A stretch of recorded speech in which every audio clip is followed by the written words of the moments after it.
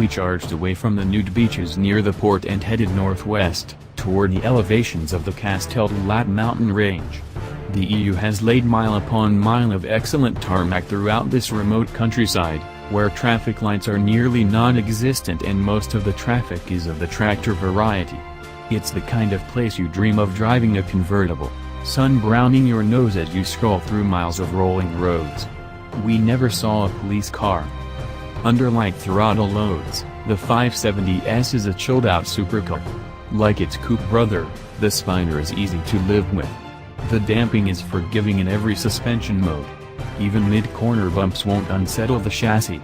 You can roll over speed bumps without scraping the underside and a resultant heart attack. The 570S is simply not strung as tightly as Secretariat, so it handles real-world roads in a real car fashion. It flows over ridges in the road without tramlining or any chatter. I could imagine commuting to work in this thing, if I worked as a Hollywood agent. The driving position is excellent and the interior material's good. Still, it's the regular car conveniences where McLaren stumbles. The idiosyncratic seat controls, wonky sport, chassis mode controls, and the dodgy and slow infotainment. If you own the car, you'd get used to them, but they irritate.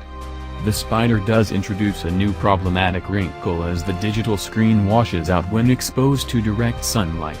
It's even worse if you're wearing polarized sunglasses. You need a navigator to help parse the navigation. But when it's time to get supercar serious, the Spider is remarkably prepared. Rigidity comes from the carbon fiber dub, which McLaren dubs the monocell 2 and weighs only 165 pounds. This means that the Spider doesn't need any extra body stiffening. Everything below the beltline is exactly the same as the coupe, including dampers and springs. Only the calibrations were tweaked due to the roof mechanism's greater weight and slightly higher center of gravity. The car wears either Pirelli P0 or P0 Corsa tires, and carbon ceramic brakes are standard. The carbon stoppers are wondrous in full attack mode, but can feel dull and resistant before they're warmed up, especially around town. None of the Sports Series models get the hydraulic chassis treatment that comes with the higher-tier cars like the former 12C or 650S.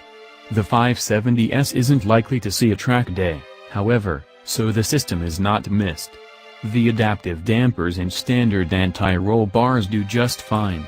It also retains true-to-God hydraulic steering, something that's highly welcome and that McLaren says isn't likely to change anytime soon.